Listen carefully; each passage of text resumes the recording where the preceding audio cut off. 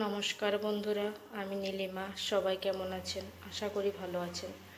আমি আজকে বানাচ্ছি পেঁয়াজ রসুন ছাড়াই জিরে আদা বাটা দিয়ে মাছের ঝোল রেসিপি। তো আজকের এই মাছের রেসিপিটা কেমনভাবে বানাচ্ছি পুরো ভিডিওটি সকলে দেখবেন, আশা করি ভালো লাগবে। এখানে 4 পিস মাছ ভালোভাবে ধুয়ে নিয়েছি। তেল, লবণ, হলুদের গুঁড়ো আর দিয়ে দেবো তেল।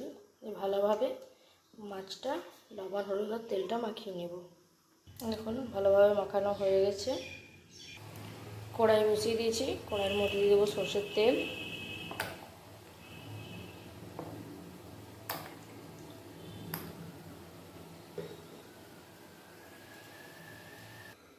তেল ভালোভাবে গরম হয়ে গেছে।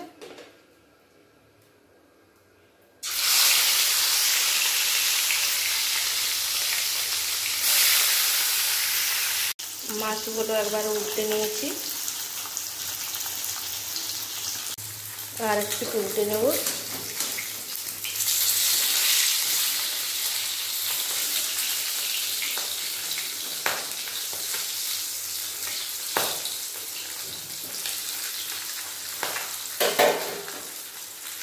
এখানে বাটির মধ্যে নিয়ে নিয়েছি 1 চামচ গোটা জিরে, নিয়ে নেব 2টো শুকনো লঙ্কা আর দেব আদা।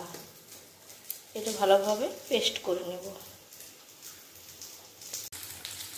মাছগুলো ভালোভাবে ভাজা হয়ে গেছে, এরপর তুলে নেব।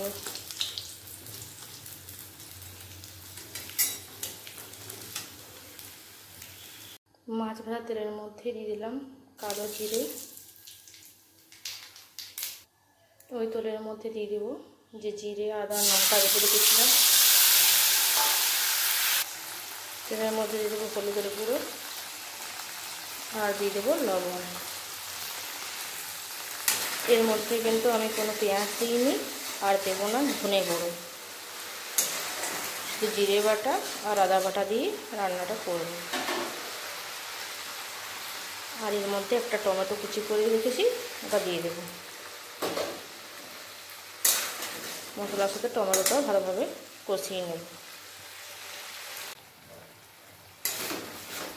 এই টমেটো ভালোভাবে গলে গেছে, জিরা আদাও ভাজা হয়ে গেছে।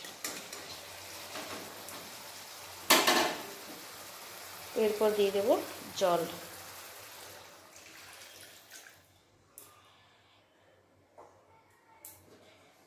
গ্যাসটা বাড়িয়ে নেব, ভালোভাবে জলটা ফুটিয়ে নেব। ঝোল ভালোভাবে ফুটে গেছে,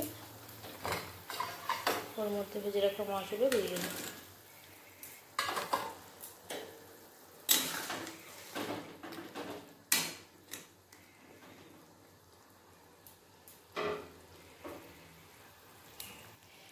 এর মধ্যে দিয়ে দেবো গরম মশলা গুঁড়ো। গরম মশলা গুঁড়ো দিয়েছি যেহেতু, তার জন্য 2 মিনিটের মতো হালকা আঁচে ফুটিয়ে নেব, তাহলে গরম মশলার গন্ধটা থাকে না। এই দেখুন বন্ধুরা, 5 মিনিট পর একটা বাটির মধ্যে মাছের ঝোলটা ঢেলে নিয়েছি। তো আজকের এই পেঁয়াজ রসুন ছাড়াই মাছের ঝোল রেসিপিটা কেমন লাগলো বন্ধুরা, সবাই কমেন্টের মাধ্যমে জানাবেন। আর এই গরমে এরকম ঝোল খাওয়া খুবই ভালো, সবাই একবার করে বানিয়ে দেখবেন, ভালোই লাগবে। আজকের মতো বাই বন্ধুরা, সবাই ভালো থাকবেন, সুস্থ থাকবেন।